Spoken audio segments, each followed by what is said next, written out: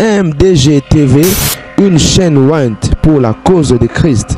Mafuta Yasika, Mafuta Yasika, Mafuta Yasika.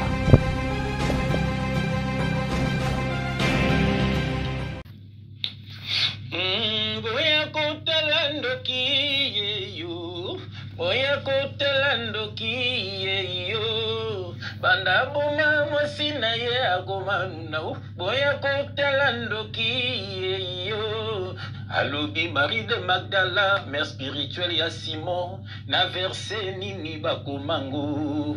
Alobi Esoy bisaki ba mama, bate ya résurrection, na verse nini bakomango.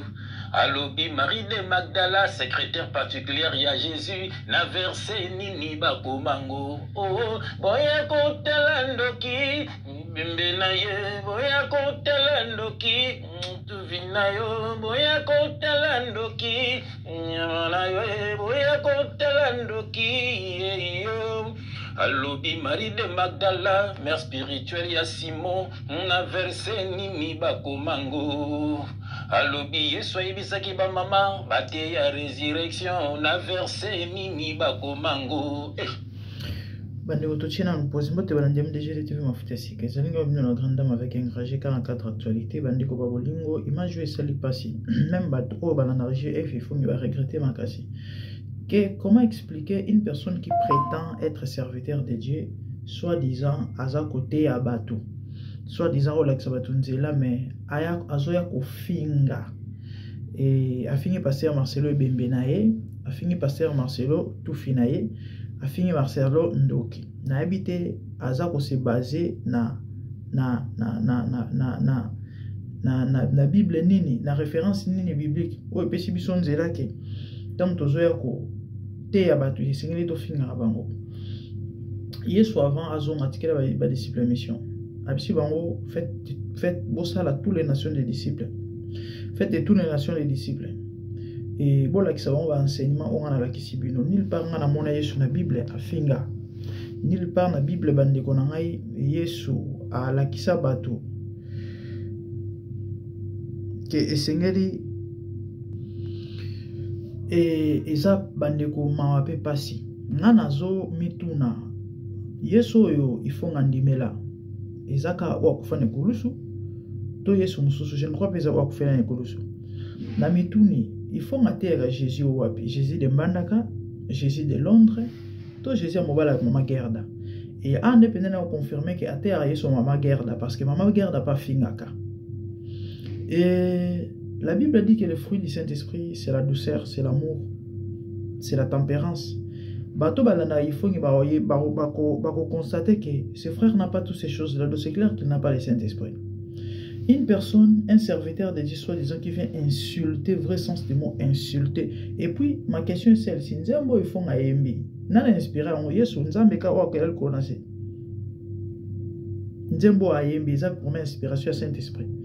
Bande ko za ma eza pasi. Awa na eka koloba na bato balanda bato lola ba ifonge. Bozako komiko sa premièrement et du coup bon se retrouver dans les boulots. Na koloba penda mingite batolora ba ifonge ba kanisa netike en dénonçant les autres pendant que bango moko baza incapable ya kozala transformer to changer ne ba bon nzambe. Romains 2 so bozita otanga chapitre wana mobimba ezolobela batolora ba ifonge yozote ya bato ba finga te mozo finga yozote ya bato ba ibate mozo yozote ya bato. En fait toi qui enseigne bato misusu pendant que yo moko za incapable ya kozala enseigner to ya kosala mambo zoloba na bango et kozala épargner te, c'est ce que la Bible dit.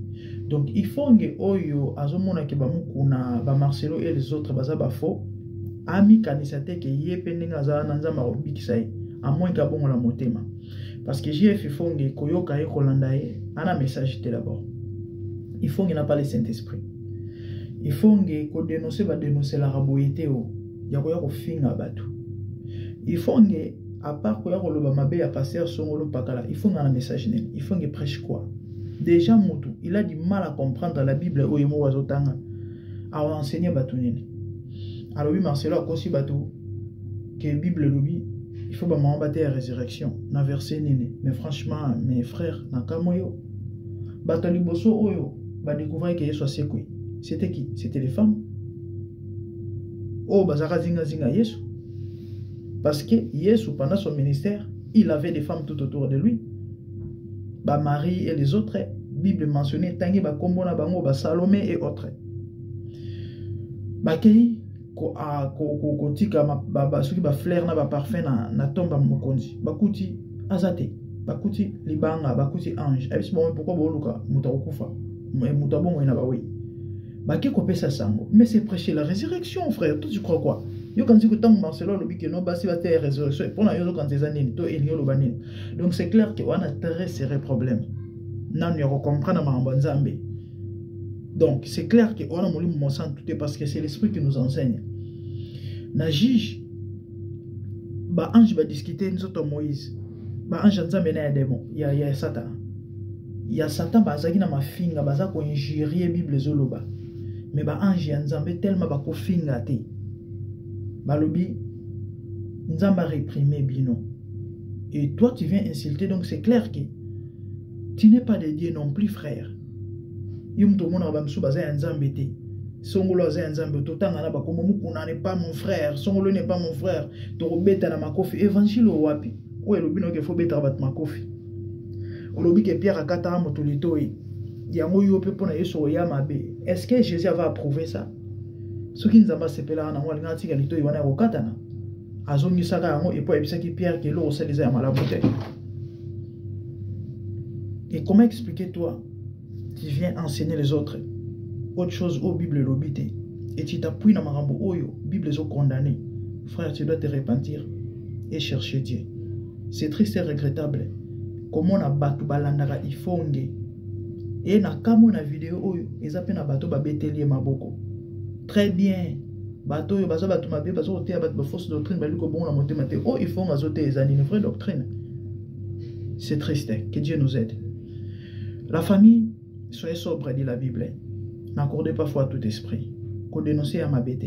Mais l'ingé le bâté sur mon moutaya et qu'on le bâté sur la zando qui sont la zaboye, bateau la zaboye, des moutaza en zambi. Et faites très attention à bilo bozoyoka. Foi va préserver à rango.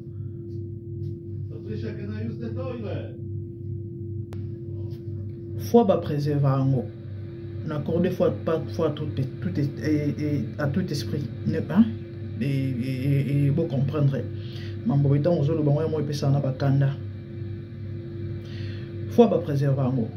La Bible dit la foi vient de ce qu'on entend. Ce qu'on entend vient de la parole de Dieu. Pas n'importe quelle parole, mais la parole de Dieu. Ce qui veut dire, tant que vous avez la parole de Dieu, et quoi influencer les foi. Il y a une salle émission, faites très attention à ce que vous ça peut détruire votre foi. La Bible est conducteur, il y a aveugle. Mais il y a aveugle. Que Dieu vous bénisse. Abonnez-vous massivement. Merci.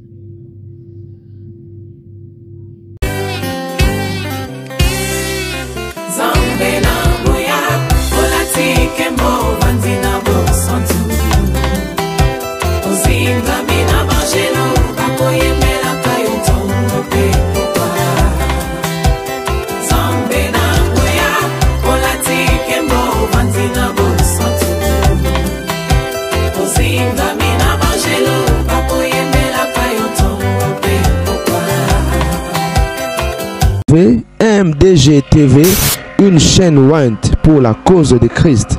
Mafuta Yasika, Mafuta Yasika, Mafuta Yasika.